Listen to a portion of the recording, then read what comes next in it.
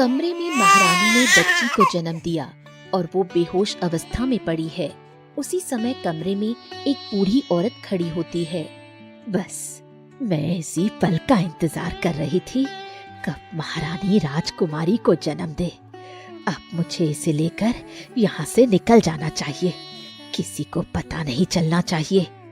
फिर बूढ़ी औरत शातिर मुस्कान के साथ राजकुमारी को गोद में उठाती है और राजमहल के पीछे वाले गुप्त दरवाजे से बाहर निकल जाती है। कुछ समय बाद महारानी को होश आता है।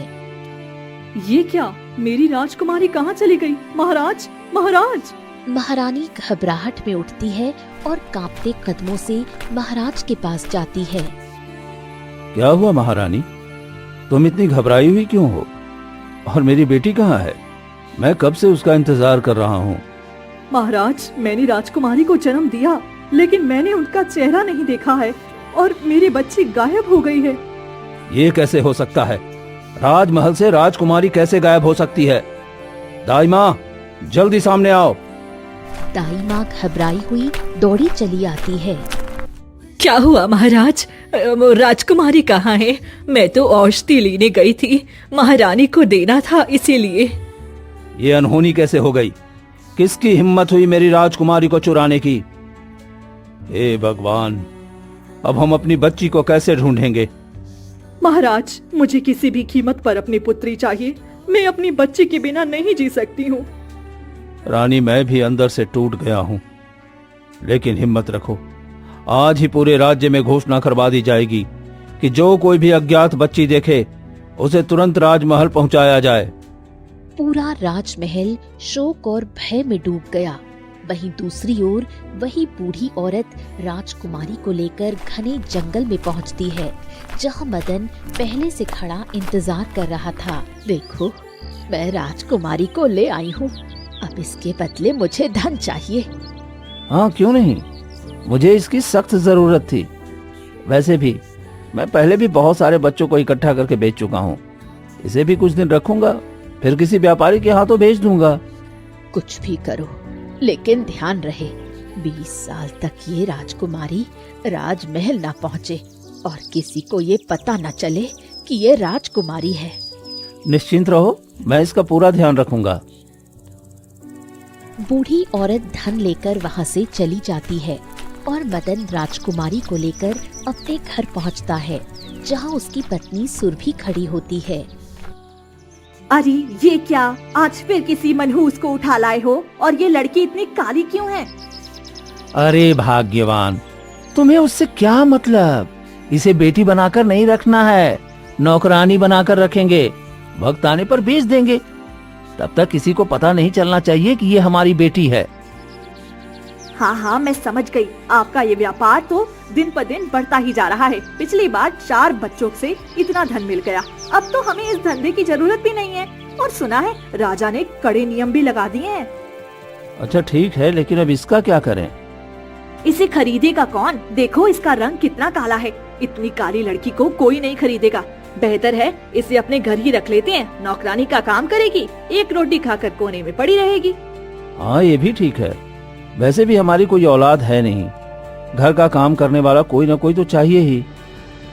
हाँ, इसीलिए आज से घर का सारा काम यही करेगी। इस तरह मदन और सुरभि राजकुमारी को अपने पास रख लेते हैं। समय धीरे धीरे बीतता है और देखते ही देखते 18 साल गुजर जाते हैं। वहीं राजकुमारी अब गौरी बन चुकी थी। वो दिन रात मदन और सुरभि की सेवा करती है, फिर भी उसे मार पीट और ताने सहने पड़ते हैं। मर गई क्या? कब से तेरा इंतजार कर रही हूँ। घर में इतना सारा काम पड़ा है और तुम अब तक नहीं दिखी। माँ, मैंने सारा काम कर दिया है, थोड़ा सा बचा है वो भी कर दूंगी। मुझे बुखार जैसा लग रहा है, इसीलिए देर हो गई। मैंने तुम्हें धर्मशाला में नहीं रखा है, समझ गई? हाँ, खाना है तो काम करना पड़ेगा और मुझे माँ मत कहा कर, मैं तुम्हारी माँ नहीं हूँ। अरे इसने थोड़ा माँ कह ही दिया तो आखिर क्या हो जाता है? नहीं, मेरी इतनी काली कलूटी बेटी हो ही नहीं सकती है। गौरी की आंखों से आंसू बहने लगे और वो चुपचाप कपड़े उठाकर घर से बाहर निकल गई। देखो, ये दिन पर दिन काली होती जा रही है। गांव वाले मेरा मजाक उड़ाते हैं, कहते हैं कैसी काली बेटी है। लेकिन सबको कैसे बताऊं कि ये खोई हुई राजकुमारी है। क्या ये सच में राजकुमारी है? हाँ, लेकिन ये बात किसी को मत बताना। ठीक है। दूसरी ओर गौरी रोते हुए तालाब के किनारे बैठ गई। हे भगवान, मेरी माँ पिताजी मुझसे इतनी नफरत क्यों करती हैं? माँ कहती है वे मेरी माँ नहीं है। क्या वे सच में मेरी माँ नहीं है? मैं दिन रात मेहनत करती हूँ, फिर भी एक प्यार भरा शब्द सुनने को नहीं मिलता है। गौरी फूट फूट कर रोने लगी और कपड़े धोकर गौरी गांव की ओर आती है।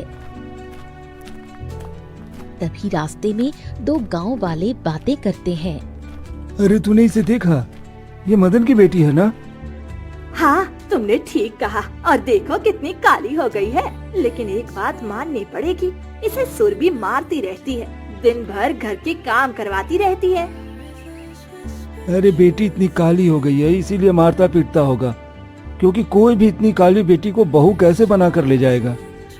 लेकिन तुम नहीं जानते हो, मैं तो कह रही हूँ ये उसकी बेटी है ही नहीं।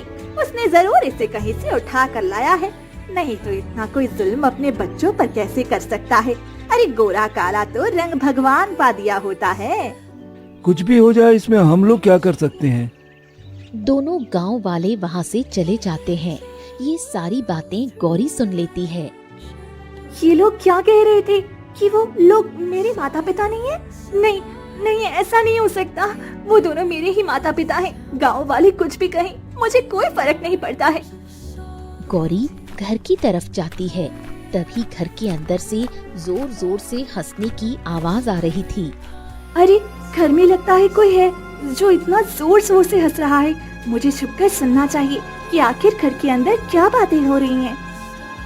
गौरी छुप जाती है और वहीं घर के अंदर मदन और सुरभि दोनों बातें कर रहे होते हैं। देखो, मैंने एक व्यापारी चुना है जो गौरी को खरीद सकता है। इसके बदले हमें अच्छे खासे पैसे भी मिल जाएंगे। चलो फिर तो ये अच्छा है, जल्दी से इसे बेच दो और हम दोनों ये गांव छोड़कर किसी दूसरे गांव में जाकर अच्छा घर बनवा कर रहेंगे, क्योंकि अब हमें बस राजा महाराजा वाली जिंदगी जीनी है। बस अब एक दिन और इंतजार कर, उसके बाद देखना मैं उसका ऐसा ठिकाना लगाऊंगा कि फिर कभी हमारे पास वापस नहीं आएगी। ये सारी बातें गौरी घर के बाहर खड़ी सुन लेती है और गौरी फूट फूट कर रोने लगती है। यानी सचमुच गांव वाले ठीक कह रहे थे, ये दोनों मेरे माता पिता नहीं है, इसीलिए मुझे बेचने की कोशिश कर रहे हैं। लेकिन मुझे यहाँ से जाना होगा। तभी उसे सुरभि देख लेती है। गौरी, तू यहाँ क्या कर रही है? मैंने सारे कपड़े धो दिए हैं। ठीक है, कल हम दूसरे राज्य जा रहे हैं, साथ में चलना है तुम्हें, तैयार हो जाओ। हाँ, और कोई ढंग का कपड़ा हो तो वही पहन लेना। ठीक है माँ पिताजी, मैं पहन लूंगी।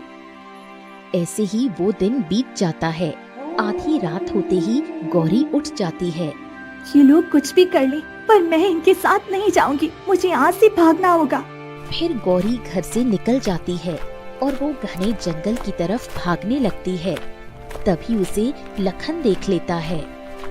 ये तो कोई लड़की है जो इतनी रात को भाग रही है। मुझे तो आज का बलि का बकरा मिल ही गया। इतना सोचकर वो उसके पास जाता है। क्या हो गया बेटी, तुम इतनी परेशान क्यों लग रही हो? और आधी रात को यहाँ क्या कर रही हो तुम? मेरे माता पिता नहीं है, वह मुझे दूसरे राज्य में ले जाकर बेचना चाहती हैं। मुझे महाराज के पास जाना है, मुझे न्याय चाहिए। अभी रात हो रही है, सुबह होते ही मैं तुम्हें महाराज के पास ले चलूंगा। अभी तुम मेरे साथ चलो।